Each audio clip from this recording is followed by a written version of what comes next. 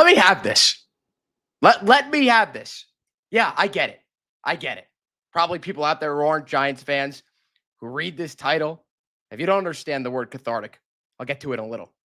But there are probably people out there who see this and they see this Giants fan is on here getting all excited about a regular season win. Yeah, sure, it was meaningless. In the grand scheme of things, the Giants' schedule makes them 2-4. They still have an extremely tough schedule the rest of the way. The Eagles could crush the Giants at Lincoln Financial in a few months. Or I guess not in a few months, in a couple of weeks now. The Giants won that game, all right? And they won it. They won it like it was a dominating win. I don't even know how else to put it. I really don't. And if you're just joining me now, and you happen to be a fan of my podcast, usually I'll do one Giant step with Sean Morash. But Sean is doing Talking Giants, so we might record after this, so stay tuned for that. If you missed that, one Giant step wherever you get your podcast, it'll be out tomorrow afternoon. But you want a reaction, you'll get a reaction from me. I cannot believe the Giants won that game, and I cannot believe the fashion that they did win the game. And there are like a multitude of things that I want to get to, and I'm going to get to all of it. But man, I'd like to start this by sharing with you the sentiment coming from this game, like the feeling emanating from me after watching one of the best wins. Let me just say this. It is the best Giants win that I've witnessed with my own two eyes since the 2022 playoffs against the Vikings. This is as big as a playoff win for Giants fans who have constantly been fed absolute shit over the last 3 years. Constantly, week in and week out. No hope whatsoever. We finally get a glimpse of it in the preseason with Jackson Dart. And you think maybe this could be the guy, but there's no guarantees. There was never a guarantee in any of that. The Giants trade up to get a guy who goes at the end of the first round. How often does that work out? Realistically. And hold on. I gotta turn on the AC in here. I'm dying of heat. Too excited. I'm overwhelmed.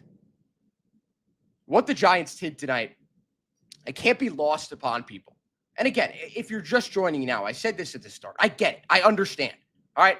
It's a regular season game. It's meaningless in the grand scheme of things. The Giants are now 2-4. Terrific, all right? Terrific. But for us, for Giants fans like myself, this means a lot more than just a win in the win column. It means a lot more. And it all stems from Jackson Dart. He sets the tone. He controls the offense better than Russell Wilson ever could have done. And you want to look back on Daniel Jones. That's kind of a moot point. A lot of people are going to bring up Daniel Jones and how piss poor his performances were with the Giants every week. I get that, but what he's doing in Indianapolis, you can't say anything. I tend to stray away from talking about Daniel Jones, but I'm going to bring up Russell Wilson. The same year, Russell Wilson comes in for 2 plays. They run the ball because they don't trust Russell Wilson. They let him throw because it's 3rd and long. He throws an absolute duck, goes out of the game. Jackson Dart comes back in, and the Giants seal the win. He has completely revitalized this franchise. And whether it be under this head coach or another one, Jackson Dart will be the franchise quarterback of the Giants going forward. How the hell do we get here? What do we do to deserve this as Giants fans? Jackson Dart, the Giants finally found their quarterback of the future. And that was cemented tonight against an Eagles team that looked worse than we have seen in a very long time. That was a pathetic showing. Before I get into the minutia of how the Giants won this game and, my MVPs of this game and what I saw, what a pathetic performance from the Philadelphia Eagles. You heard murmurs going into this week that behind the scenes, there were a bit of friction between the Eagles' skill players, specifically A.J. Brown and Devontae Smith. It appears that might have come to a head tonight because Jalen Hurts played an awful game of football. It's been an awful brand of football from the Eagles. And I truly believe this, and there are Eagles fans out there who, for whatever reasons, can't admit this. Jalen Hurts had the best situation amongst any player in football over the last 5 years. There's no doubt in my mind. One of the best offensive lines in the NFL, if not the best. An amazing receiving corps. Always has solid running backs. Then you had Saquon, and of course, that takes them over the top. They win the Super Bowl easily. And he's always backed up by a very solid defense. Jalen Hurts, man, has played himself out of maybe even the top 15 quarterbacks in the NFL argument with his play this year. And tonight, just like his performance is going to reverberate around all NFL discourse, from casual fans, from the media, to the diehard fans. What we witnessed from Jalen Hurts tonight, the guy's a fraud. He's an utter fraud. I digress. Enough about the Eagles. If you're a fan, first off, and let me just say this as well. If you are a fan of Philadelphia sports teams, I'm already getting shit from my friends because I'm wearing a backwards hat. It's a nice hat. It's a nice hat, all right?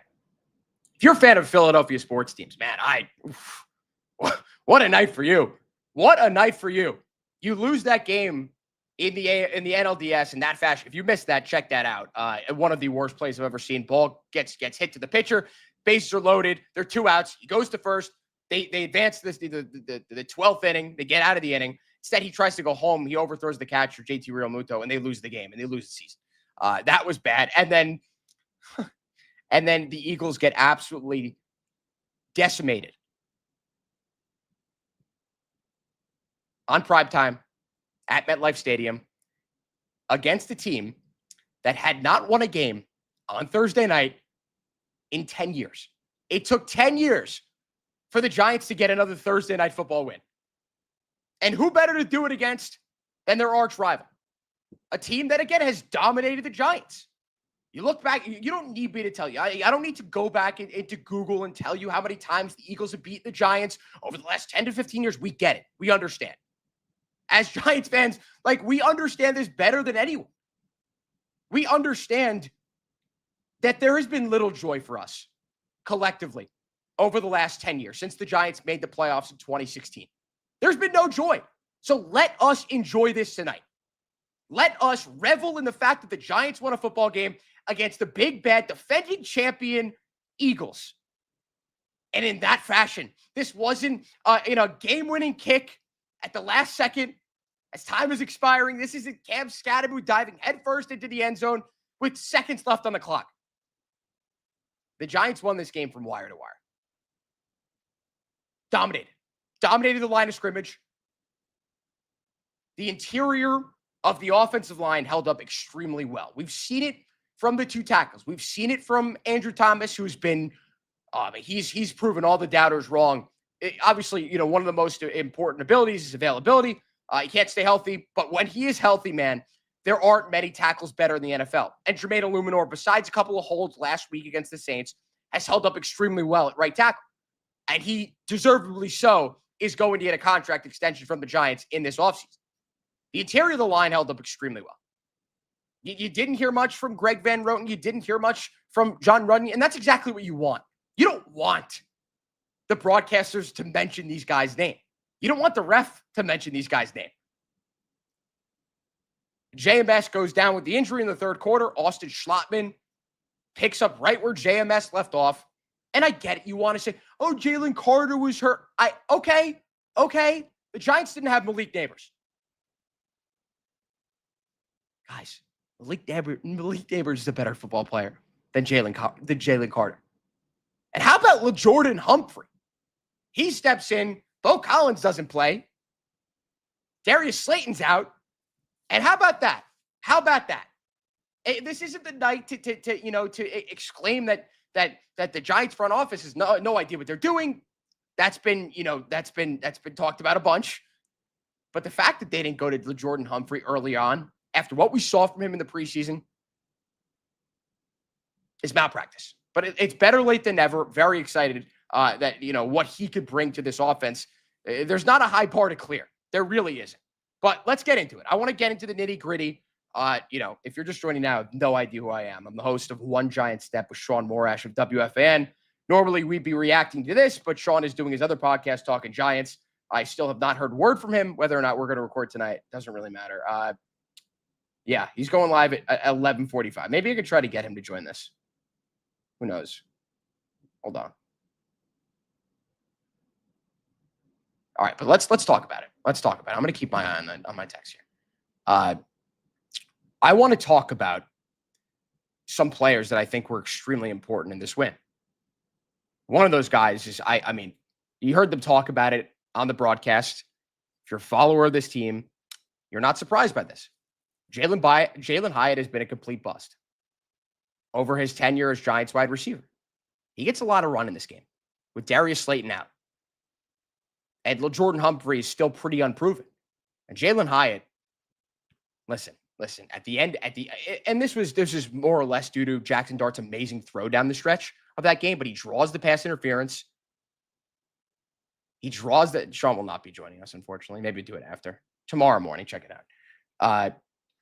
But he draws the pass interference, gets a few catches in this game. Very excited to see what. Listen, it's another low bar to clear. The guy, I'm not gonna go there. I'm not gonna say the guy sucks, but it's his third year in the league. He was not. I mean, but with a healthy Malik Neighbors, does he realistically see the field more than 10, 15 snaps a game? No. But Malik Neighbors goes down and it's next man up. Someone's got to step up. And Jalen Hyatt made a few great contested catches. That's not what he's been known for. He's been known as a straight up and down guy, a vertical receiver. By the way, you like the new mic? I had to debut the mic. Plenty of content coming tomorrow, by the way. Very excited about this. New ring light too. It's going to switch up the camera. The camera sucks. Jalen Hyatt, really good game from him. I'm not going to tell you that I'm excited to see what he has going forward, but it's encouraging. It's encouraging. Anything from him, any sort of production, terrific, amazing. We will all welcome that with open arms. All right. So good stuff, Jalen Hyatt. Dude, Brian Burns. There's an argument to be made after 6 weeks. He's got 7 sacks. That he's first team All Pro as an edge rusher. I don't think that's crazy to say. I really don't. He's been dominant. Kayvon had a few good plays, wrapped up Saquon in the backfield on one of those on the run to the left. But Brian Burns, man, what more could he say about him? What more? All the talk going into this season was about Abdul Carter. Giants drafted him 3rd overall. Was known to be the best player in the draft. They bring him in. There was no focus on Brian Burns going into this season. You're like, all right, he's paid a lot. Kayvon, this is a prove-it year for him. Fifth year option, I understand. He's eligible for an extension. It's growing on me every week. Like he's winning me over. At some point during this offseason, Sean and I did a podcast about whether or not we wanted Kayvon to get extended at the time. Sean was comfortable after what we saw his first 3 years. He's a lot better this year. Sean was comfortable giving him a $25 million extension. And I never subscribed to that belief, but he's starting to win me over here. Kayvon's been great. But all the focus, all of our focus, all the media's focus was on Abdul Carter. How many times was Abdul Carter's name called tonight? And that's not a knock on Abdul Carter. He's clearly an issue because if you don't hear his name called, that's because the offensive coordinator has schemed to stop him. Because if you don't watch out for Abdul Carter, he's going to get his. This Eagles team has 2 of the top 5 tackles in the NFL. In Lane Johnson and Jordan Mailata. The fact that Brian Burns is able to get around one or the other, I forgot if he went from both sides. I think he did. So he beat, this isn't, wherever he got his sacks, but he beat Jordan Mailata and he beat Lane Johnson in that game. So Brian Burns, pat yourself on the back. What a freaking game. What a season for him. Some other guys in this game that won the Giants the game. Cordell Flott. What more can you say about Cordell Flott? You know who we didn't see a lot from tonight? Deontay Banks. And thank the effing Lord. It's amazing that we didn't see Deontay Banks. That bum. But you know who does get it in the game? You know who does end up being the second cornerback on this roster? Like I was clamoring for him to be, is Cordell Flott, who seals the game at the end with that pick of Jalen Hurts, his first interception in about 300 plus passing attempts. It was the longest active streak in the NFL. Cordell Flott ended that by jumping that route to Jahan Dotson. And he almost takes it back for a pick 6. At that point, that was it. Game, set, match. Cordell Flott has been amazing. And you heard Kirk Herbstreit mention this on the broadcast. If you've been watching a lot of Giants football, this is true. He's been the best corner on this team. Paulson Adebo has been very suspect. The amount of money that he's paid for what he's been entrusted to do. Paulson Adebo has not been the top corner for the Giants this year. And I get it. Paulson Adebo is matched up with the better receivers. Like, I understand that part. Cordell Flott has been more steady. He's committed less penalties. He's had more pass breakups. He has this pick tonight. Like, what more can you ask of Cordell Flott? Because if he did not step up going to the season and you have Deonte Banks as your second cornerback, you're not winning a single game. So Cordell Flott stepping up has been massive for this team. Another downside, one downside here. I'm focused on the positive. Sorry, I'm jumping all around, as you could tell, or maybe you can't. I'm extremely excited after that win. F the Eagles. Dexter Lawrence, I don't know what the hell is up with him. I was as devout of a preacher. How do you like that? About Dexter Lawrence being the best defensive player in football. I said repeatedly, there's an argument to be made that he is a top 5 overall player in football in terms of his impact. If you remember last year, he led the NFL in sacks through week 6. He led the NFL in sacks as a defensive tackle. Where the hell has he been this year? I don't know whether if it's he's out of shape, he's suffering from injury. I don't know what it is, but Dexter Lawrence has not done, I think, what a lot of us expected him to do this year on that defensive line. And listen, the edge rushers have been amazing, right? And no matter who is lined up next to him, DJ Davidson got hurt in this game tonight. Roy Robertson Harris next to him. If Abdul Carter is lined up on the interior, he's not done much. And you haven't heard Dexter Lawrence's name much. And maybe it's because he's drawing so many double teams, but he drew the same amount of double teams last year. The defensive line was a lot worse. A lot worse. Didn't have Abdul Carter. Kayvon Thibodeau did not have as good of a year last year as he is having this year. So I'm going to hold out hope that Dexter Lawrence ends up getting back to full strength. Whatever the hell it is, he gets it out of his head. I don't know if it's mental. I don't know. I'm not going to speculate here. I do feel like this win today will go a long way. It will go a long way to keeping his head in the game. Because I think you saw last year with the season lost after Andrew Thomas's injury against the Bengals. Funny, it was week 6 last year, I believe. Or week 6 right now. You kind of collectively saw the defense give up. And a win like this keeps the defense motivated. Especially when the offense plays like that. Because last year, the Giants couldn't move the ball to save their lives. The defense, was on the field for like 40 minutes out of 60-minute game. And that's just not the case this year. So I don't want to hear any excuses after the game. Like, I just want to see Dexter Lawrence put his head down and figure it the F out. And if you're just joining now and you hear me talking negatively about Dexter Lawrence, go back after I'm done with this, because I've talked positively about a lot of guys on the Giants, but I had to get that out. I had to.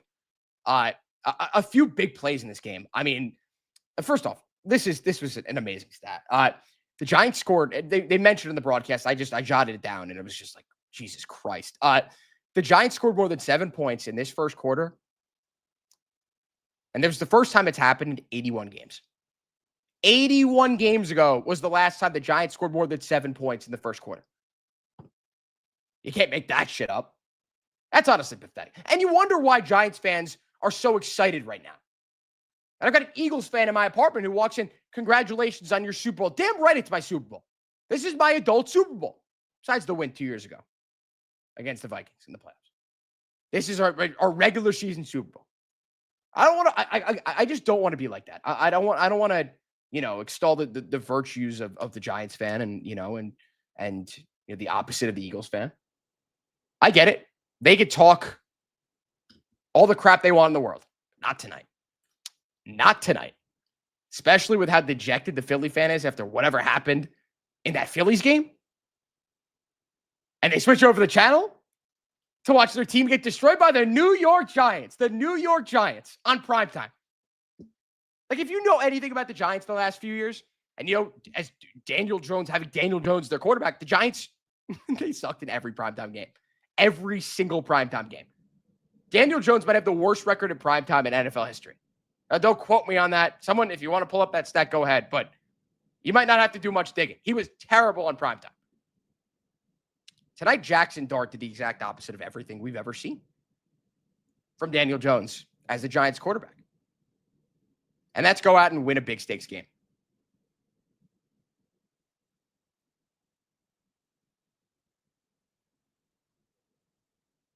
All right, wait, hold on. I'm talking to Sean Morris right now. I don't know what the deal is with Sean. Maybe we can get Sean on this pod, or I may have to end this and then I'm going to record my own podcast, but we'll see. But no, I just think that this is a culmination of a lot of frustration and anger. And if you're just joining now and you see the title, cathartic is the perfect word to describe this win for the Giants. And I'm going to give you the exact definition of the word cathartic. Providing psychological relief through the open expression of strong emotions. This is psychological relief. This is psychological relief from the pain and the suffering of being a Giants fan over the last 10 years, besides the fluke season in 2022. It's cathartic. It's cathartic. And man, I'm not trying to get ahead of myself here because there's just a lot of football left to play this year. There's 11 more games, in fact. The Giants' schedule did not get any easier. Do I think the Giants are going to win again against the Eagles? No, I do not. But I think all of us collectively as Giants fans can sit here and take this in. Take it in. Drink it in, man. Like, this is, who knows the next time we're going to feel this. But what I do know, I don't know that question, the answer to that question, but what I do know is this is the first of many. And if you don't hear me, I'm knocking on wood. Because barring a career-ending injury, I believe the Giants have found their franchise quarterback in Jackson Dart. It doesn't take a rocket scientist to figure that out if you just watch the game with your two naked eyes. That was an exclamation point on primetime television from Jackson Dart, Cam Scattaboo, from Lil Jordan Humphrey. Guys stepped up. And again, this is this is a divisional game against your arch nemesis. The way the Cowboys have played, especially late on in the season, choking every year in the playoffs, I think I speak for a lot of Giants fans in saying that I don't give a shit what the Cowboys do, who they are, or if they beat us. But with the Eagles, there is a certain level of hatred. There's a certain level of distaste for their team, especially for their fans. Hold on.